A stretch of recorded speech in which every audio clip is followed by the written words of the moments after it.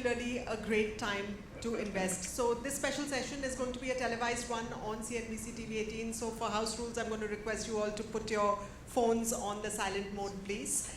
Well, the discussion here today is about why EB5, the benefits it has for investors, particularly those from India, and why is it now a good time to invest? The American dream remains an aspirational one for millions around the world, and the EB5 is one route to attaining that. It allows investors, along with their spouses and unmarried children of up to 21 years of age, to get permanent residency in the United States by investing in commercial enterprises and creating 10 full-time jobs for US citizens. Now, the program has been around since about 1990, but we've seen some reforms recently. I'm sure you've heard about some of that since this morning.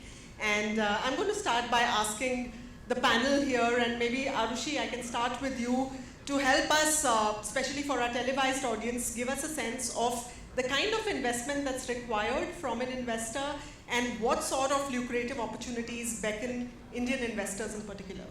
The EB5 program, certainly now is a great time to apply. The investment amounts that we are looking at is $800,000 if you invest in a lower investment threshold area called high unemployment area, rural area, or infrastructure project. These are collectively called targeted employment areas. And if you're investing outside these areas, then you're looking at 1.05 million. These investment amounts used to be $500,000 and $1 million before the amendment was brought forth on March 15, 2022. So while we have seen an escalation in the investment amounts, what is exciting is that the government purposely has taken note of the fact that many of the investors have tremendous interest in this program, and they would like to increase the amount adjusted to inflation, which, by the way, never happened for the last 3 decades. So that's why this is a very important strategic time for anybody to consider the investment. Right.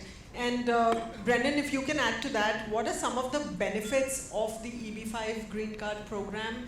And, again, add on to what Aarushi was saying, why is it a particularly great time right now for applying? Well, the main benefit is that you are going to live like a US citizen, other than the fact that you can't vote, run for public office, or join the military. You don't have a US passport. Besides that, you get all the benefits of the United States. Your children can have a lower tuition at state colleges. There's a lot of great benefits to this. The reason why right now this is the best time to invest in, I would say, the last decade, is because of the changes, and because all of these new changes are fresh.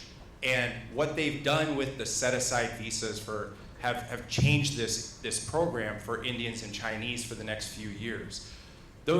The categories for India and China they will backlog again. There's going to be enough investors to do that.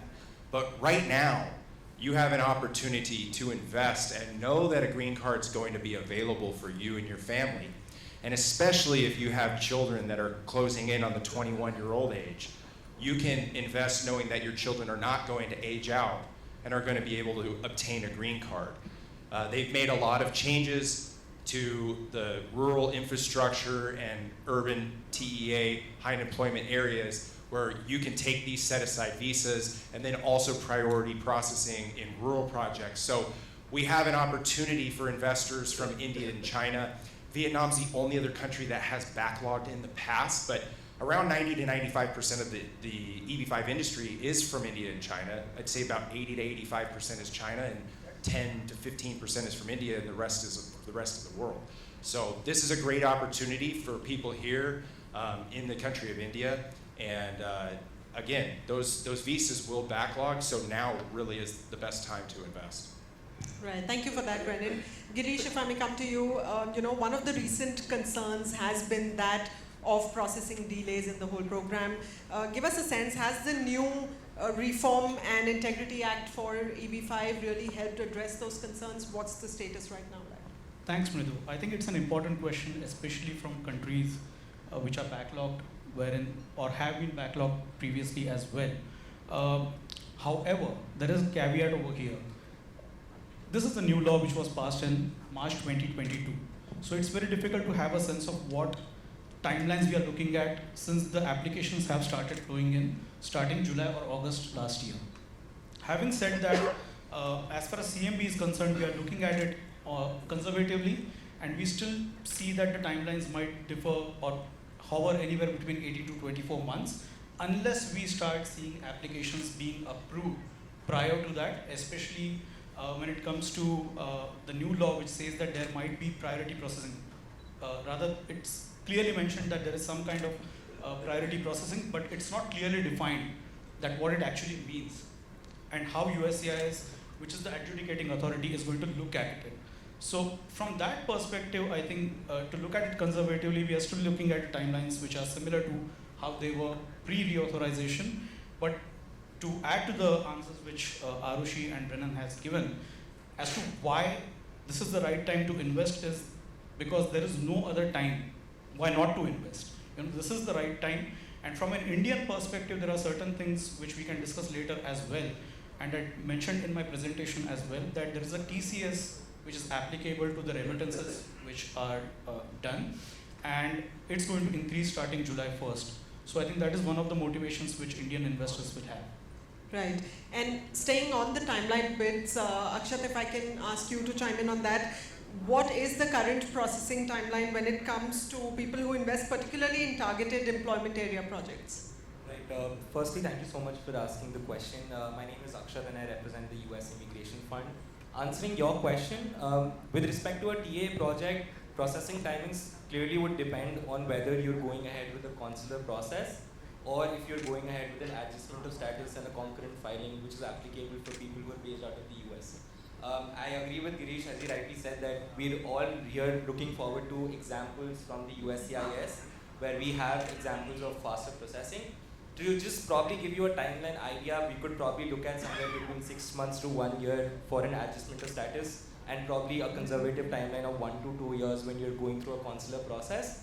And only time will tell us how these timelines get deferred or probably get lessened as we see examples from the USCIS. Right. Okay. So, Mark, the other concern that investors have had has been around construction delays, have been around security of capital. Give us a sense of how these current projects are helping mitigate some of these risks and putting investor fear at rest. Well, excuse me. Okay. Hello. All right.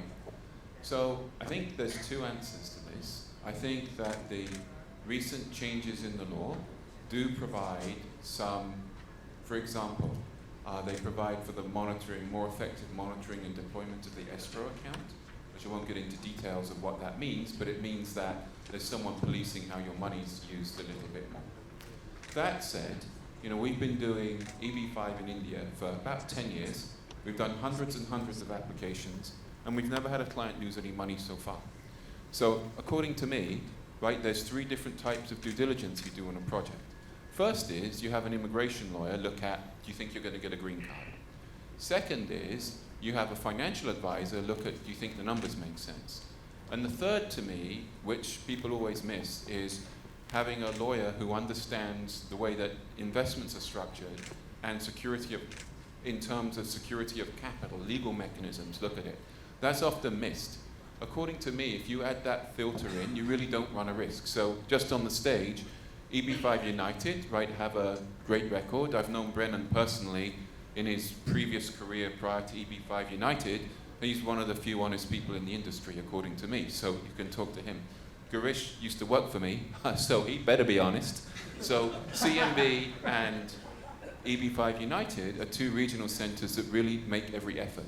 So if I was an investor looking for security of my capital, I'd work with a really established, well-known regional center with a very strong pedigree, but then in addition, I would do very thorough due diligence on the project.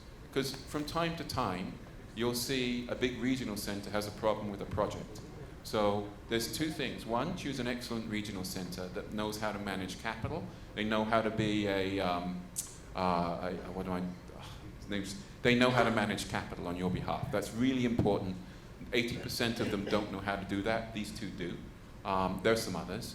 But secondly, really look at the project. And just to give you one small example, there's a project in the market right now that doesn't have construction permits. What does that mean? That means that even if the regional centre, who's the intermediary, wants to start construction of the project, they can't, because they don't have the permits to do it. So there's some basic things to check. And according to me, if you choose a good regional centre partner that knows what they're doing, if you do some good basic due diligences on the project, your money always has to be at risk, but there's really no reason to take any material risk. So I apologize if that's a long-winded answer. And then I'll just add one thing if I can. Stay on top of the project.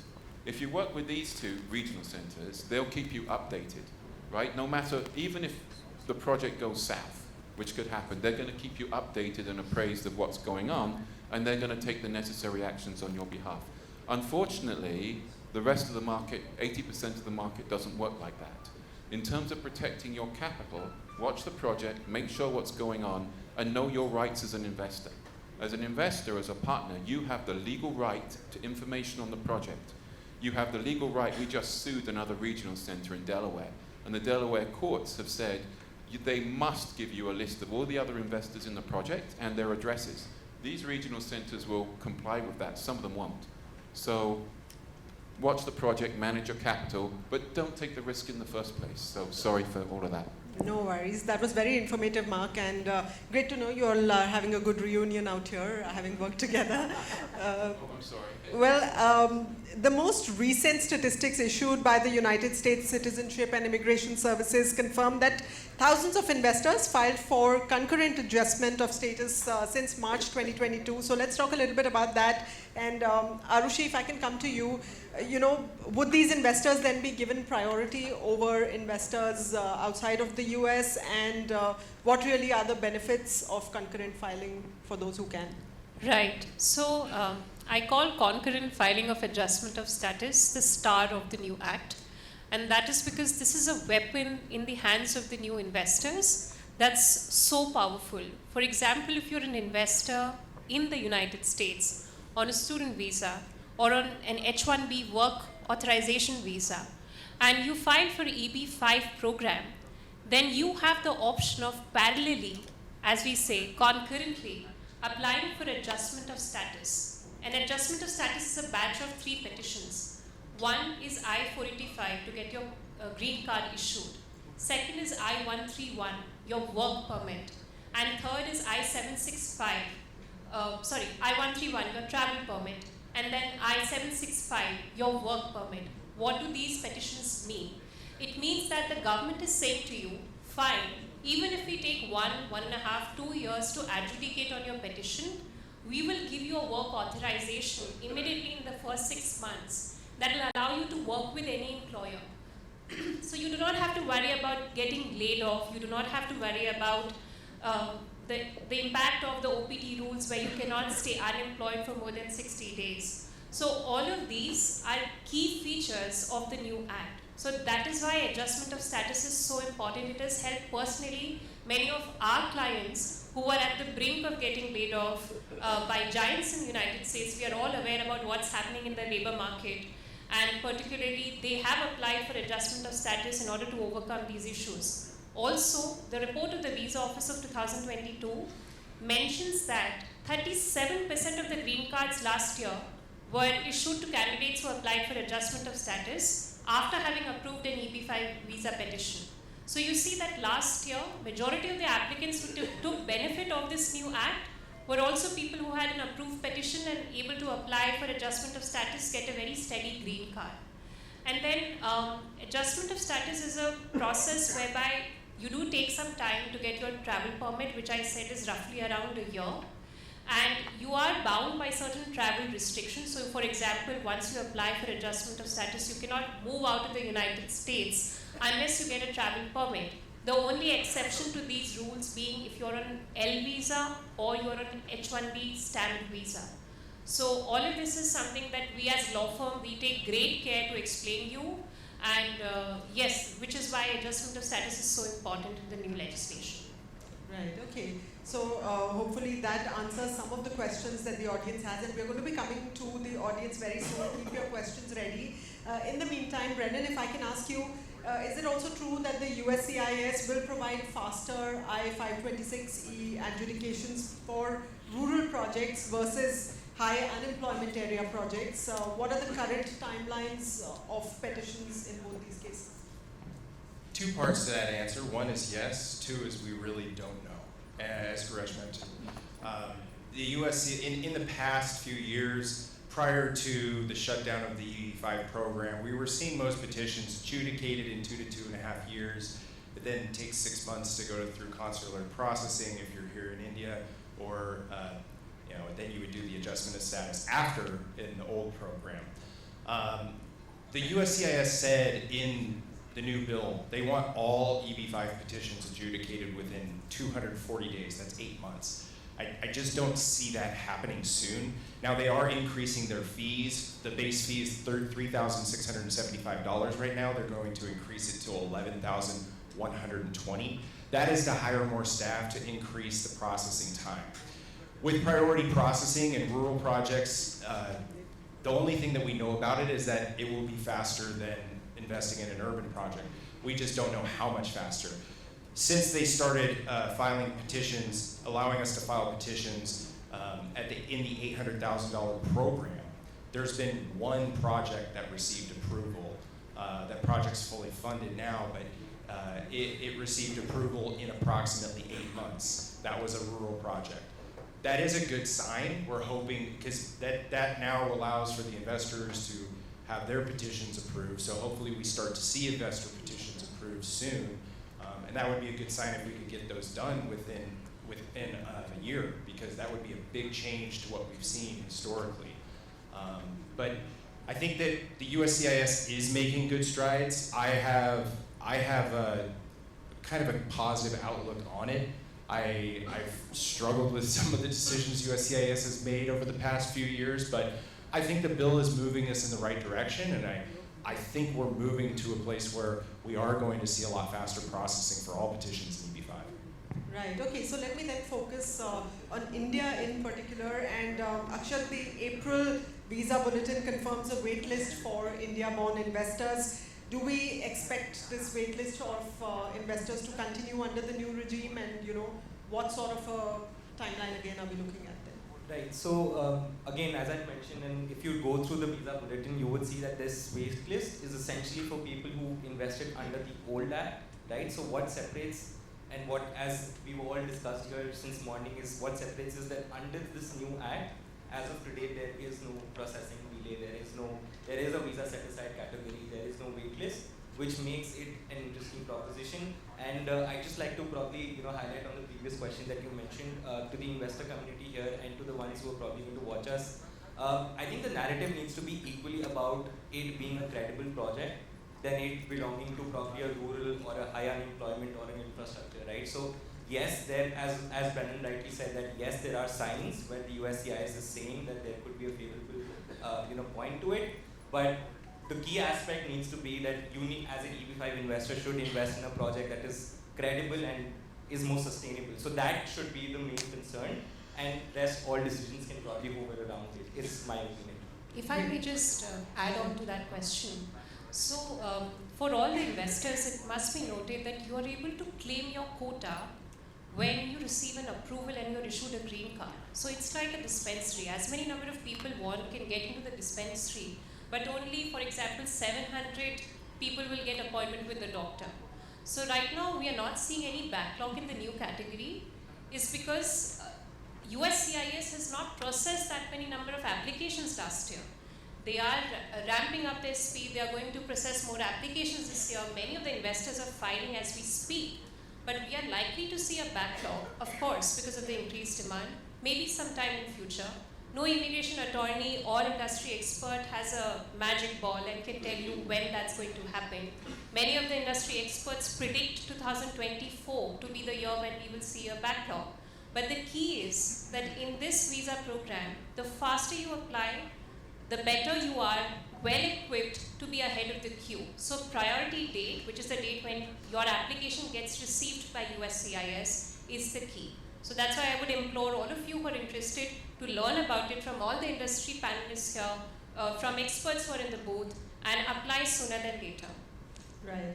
Okay, so I'm also going to touch upon a point that Brennan had brought up about the increase in fee, and USCIS is likely to increase government filing fees for EB5 visa petitions by 200%. Mark, by when do we expect this rule to be implemented? Why such an increase in EB5 petitions, and of course, what's the impact likely to be? Well, the reason behind it is, the team that process EB5s, the US government, essentially is underfunded. So how are they going to fund it? They're increasing the fees. They've increased the fees on the regional centers, they increase the fees on the clients, right? So because they have to provide more services, they see it as services, other people say different things to applicants, they have to increase the fees to pay for it. So that's why the fees are increasing. Exactly when the implementation is finally going to happen, I don't know right on the top of my head, but it's going to happen soon. So one of the things I'm hearing from the other panelists that I agree with is if you are of Indian birth, now is the time to apply. Because these new set-aside categories, you just talked about, at some point in the future, they're going to get retrogressed. Nobody knows when. If someone tells you they know when, they're lying. Nobody knows when. So, but at some point, they'll get retrogressed. When they get retrogressed, you lose the ability to concurrently file, right? When they get retrogressed, you're going to have a nightmare of a wait time. So if you are considering EB5, I would strongly suggest that now is the time. We've got some more protections in the RIA. We've got, if you do what I said before, the basic due diligence is, I really don't think you have to take material risk with your capital. People don't do proper due diligence. That's the only reason people lose. I take that back. The most significant reason people lose money in EB5 because they don't do proper due diligence, and they go to like crazy players that no one's ever heard of. So, in terms of this fee increase and things, I think that's another reason why do it now. We don't know exactly when it's happening, but that's going to happen. And then I don't know if we talked about the increase in TCS, TDS. That's happening too, June, July. There are ways of, potentially there's a way around that, but most likely Indians moving money out of India are going to get hit with a significant exit tax. So it's not just the increase in those fees, it's that too. So for all of those reasons, I just echo the thoughts of the other panelists. If you're going to do EB5, probably now is the good time to do it. Right, okay. And Girish, coming to you, what's your advice to investors in the room or watching us on television? If they're planning to invest in the next 3 months, what would your top advice to them? Call me. Business solicitation happening here.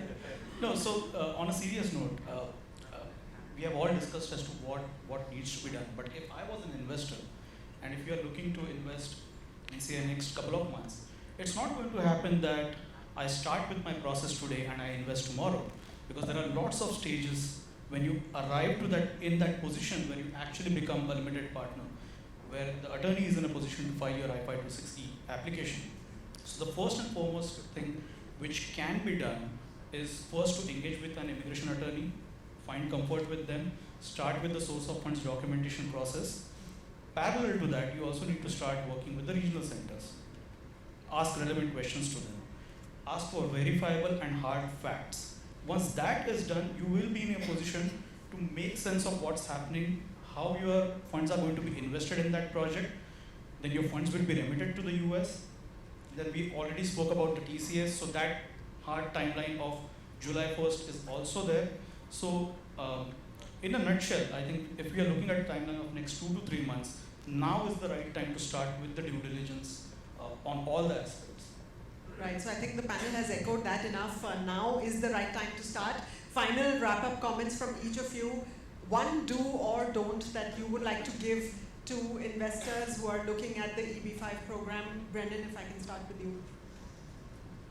As has been mentioned up here, do your due diligence. Don't just think of a project and say, oh, this guy's offering me the most return. Oh, this is a Marriott or a Hilton that I know the brand. Look at how the money is being invested. And also, is the person that's investing your money a fiduciary to you? That's, I think, the biggest issue that people run into in EB5 is they'll invest with a developer who's raising their own capital. That means they're putting it into a fund and they're loaning it to themselves. versus giving it to working with somebody who's going to act on your behalf that has a financial interest aligned with you, where you're putting your money into the EB5 fund and it's being loaned by somebody who has your best interest in mind and will fight the developer if the developer defaults on your loan. We've seen a lot of projects, especially in New York, with some of these big developers who've raised a lot of their own capital, and as they defaulted on their mezzanine loans throughout COVID, they just stopped paying interest. They weren't going to default on themselves with their investors' capital. So do your due diligence, know who you're investing with, and make sound decisions. Right, thank you, Brennan. Aarushi, one do or don't? One do is do your homework, always. Do not believe what I say or what somebody else is saying to you. If you talk to me, I will tell you 10,000 different things that you need to search on. I will give you the sources, verifiable data. So you always have to do your own research as an investor. Talk to the industry experts. They'll also guide you on how you can prepare yourself ahead of taking that decision. And do not rush with the decision, because this is all hard-earned money of any investor. Take your time, get comfortable. Even if right now is the best window of opportunity, talk to an immigration attorney, talk to a good regional center, and learn how you can put together your source of funds, your petition. And once you're in compliance of both your local law, where you're residing, as well as the United States law, only then make the decision. All right, due diligence, take your time. Girish, what would you add to that? I think it's important to set the priorities straight. We discussed about the rural projects and how it's going to be, a priority processing. But the main thing to analyze over here is that it's not just the initial approval that is at stake. It's also about the permanent green card. So you might end up getting the conditional green card or the I-526 approval on time within 6 months or 12 months or whatever is being quoted. But that's not just the end of it. The end of it is the actual permanent green card. So at the I-829 stage, we need to know whether the jobs are actually being created, because that's when the actual audit happens from the USCIS's end. The previous application is just a projection, whether the funds are being utilized in a proper way or not, whether the jobs will be created or not. Those are just projections at the start. At the end, all those things are going to be verified by USCIS. So I think that's important as well. Time on what you want to do to sustain in the US, right? Because that's just half of the story. So my sincere request to the entire audience would be to definitely spend time on their due diligence, but at the same time also plan for their future ahead, because that is what is going to be sustainable for one and all. Right, long-term vision for sure, very key. Mark? So just picking up on the theme that people said, a couple of people talked about be certain of how you're going to get your money back. So here's a mistake I've seen. Investor gets told, don't worry, we're going to refinance our project to pay you back. So you don't have to worry about whatever's being sold. That's not true. And the reason it's not true is because if someone says they're going to refinance, they have to find a lender willing to refinance the project, right? There's credit crunch right now. So I would say one of three things usually comes up in this context. Either it's the operations of the business that's going to pay you back. That's a financial issue. A lawyer can't really cast an opinion as to whether they're likely to generate those profits or not. But we can talk about the mechanism for how they would repay you. So that's the first.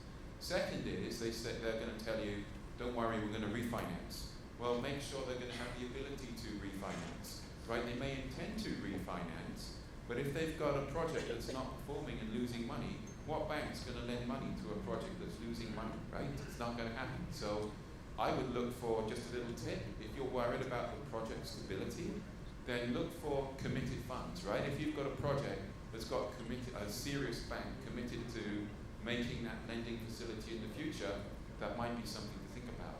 Third, they're going to tell you, don't worry, we're going to sell it. Same comment. If they say they're going to build a wonderful hotel, the best thing in the history of the universe, somewhere, I know, in New Orleans or something, and they say, don't worry, because we're going to sell it. Well, do they have a purchaser, right? If they can't get occupancy in that hotel, if they can't get the room rate because of the market, they're not going to be able to sell the hotel. So that's just something I've seen, right, in the Indian market is people say, Indians listen to, don't worry, I'm going to sell it. Don't worry, I'm going to refinance. And just probe that. And if you probe that and you ask the right questions, you can sleep at night and the chances of you getting your money back are very, very high. But just picking up on what was said, probe those questions. Right, thank you, Mark. That's an important pitfall to watch out for. Well, Aarushi, gentlemen, thank you very much for that very, very informative and insightful session on the EB5 program. Can we have a huge round of applause for Thank you, and the floor is now open for questions. So please raise your hands if you have a question. Wait for the mic to come to you. There's a gentleman there. Can we have the mic there, please?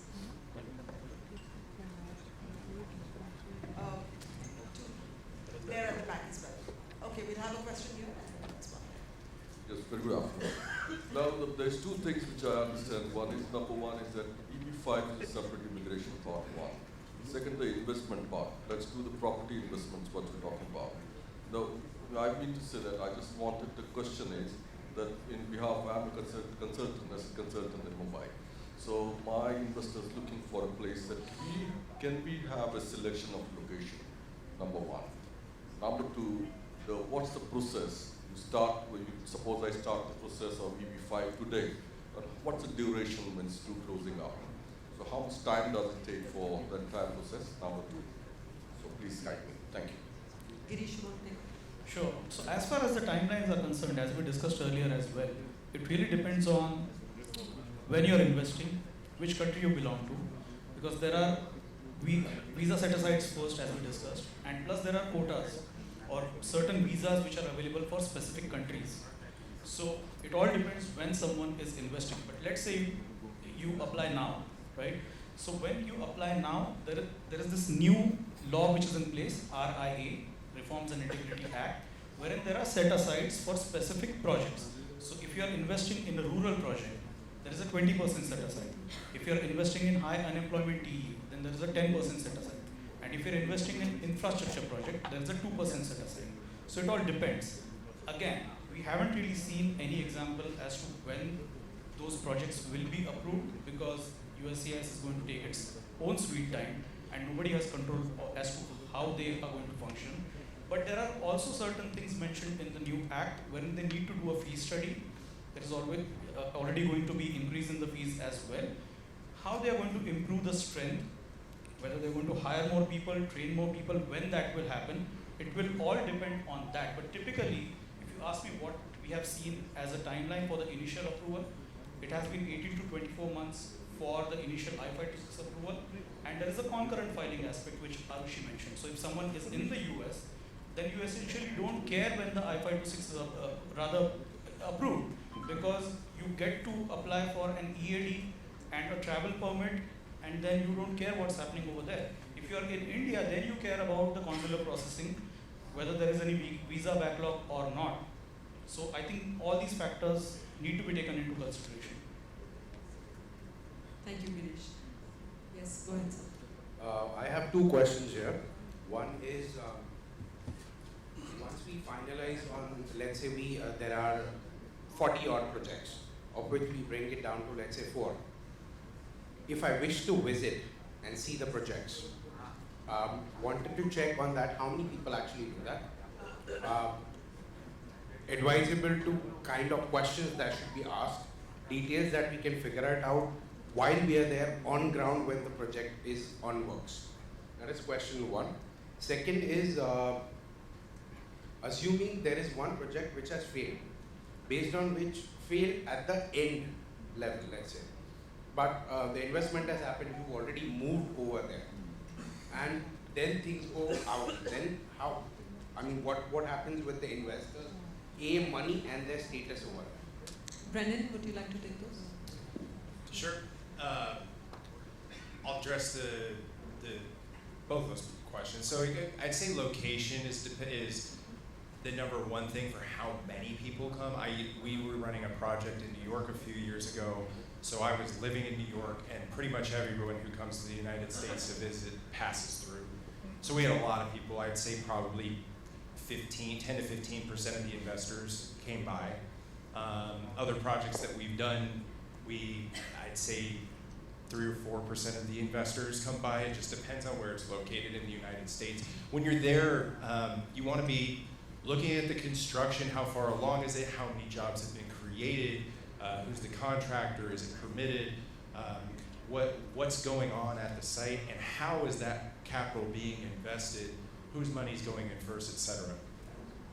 In regard to failures of a project, it really depends on the jobs. If the jobs are created, because we use an economic model in the regional center program, we're not counting full-time employees. That's only the direct program, and those have to be sustained for a certain period of time. In the regional center program, we just take, okay, we spend $1 million on new hard construction, maybe that's 15 jobs. We spend $1 million on furniture, fixtures, and equipment, maybe that's 6 jobs. As long as the jobs are created for all the investors, then they're going to get a green card, even if they lose all of their capital. You know, in our history, we've had 13 projects. We've raised over $700 million of EB5 capital.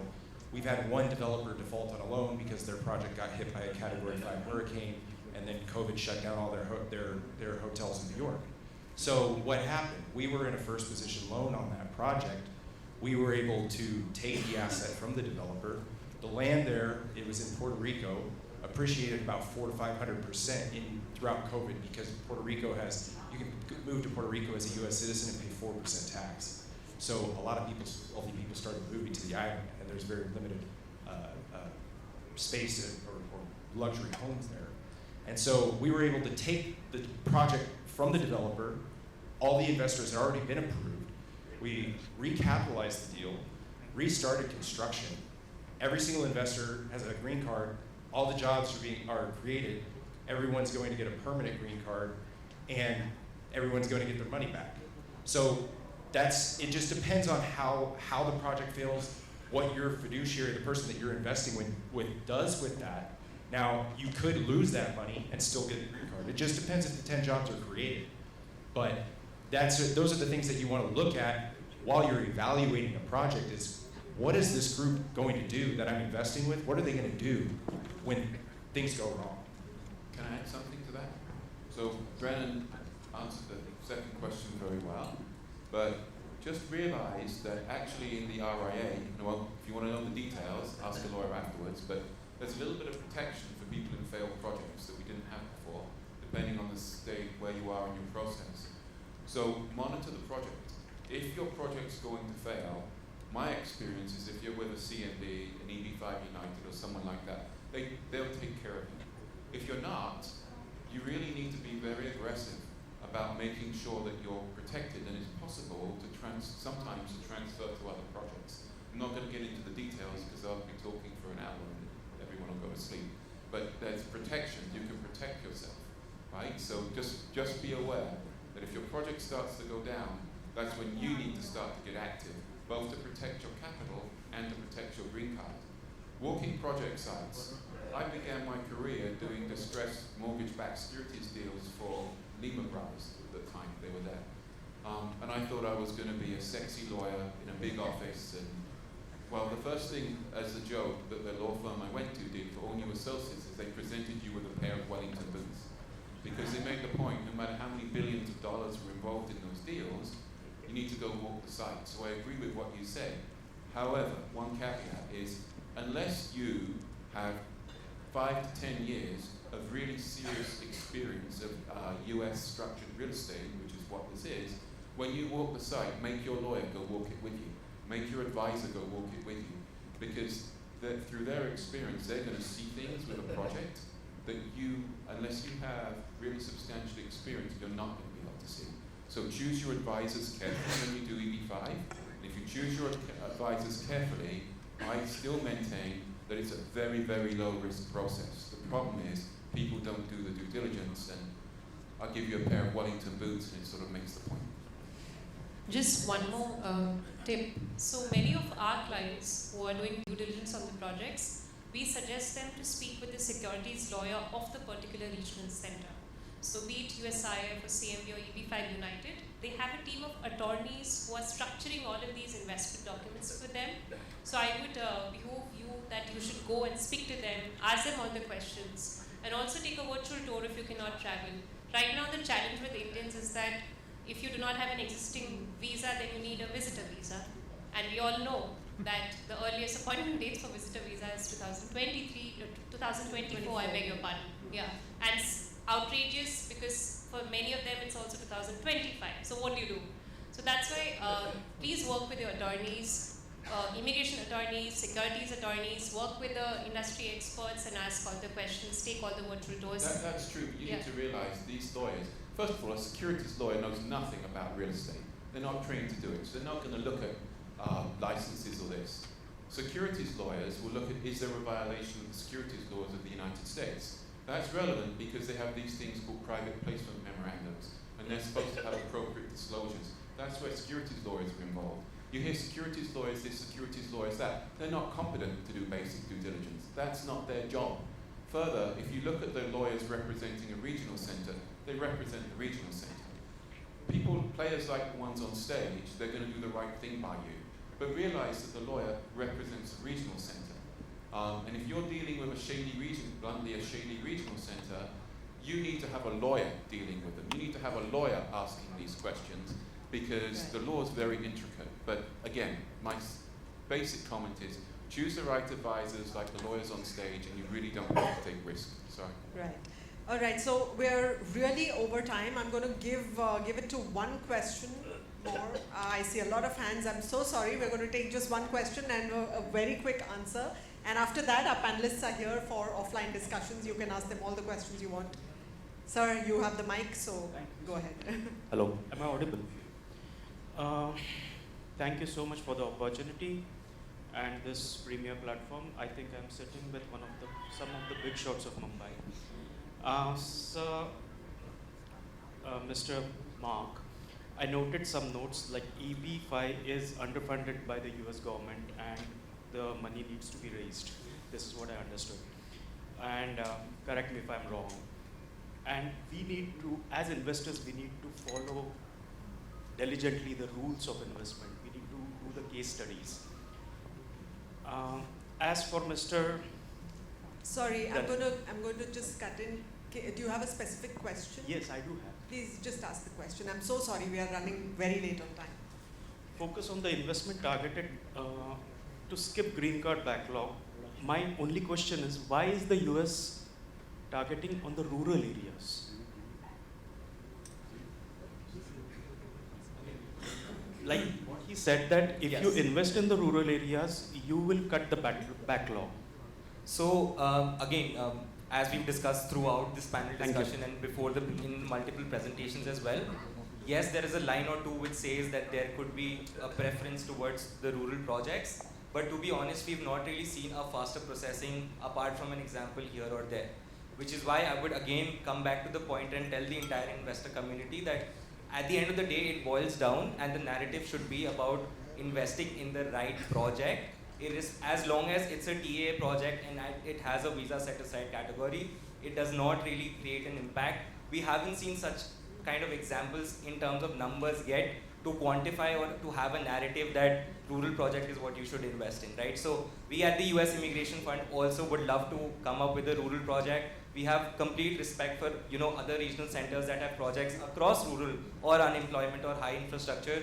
As long as it's a TA project, it is something that should be thought about. But the main point being, please do your due diligence about the details of the project, which is most important, rather than probably getting influenced by a line or two in an act which is so comprehensive in its nature. But the reason is because Grassley and Leahy, the senators who wrote the bill, they're from small states that get 0 EB5. This is a job creation program.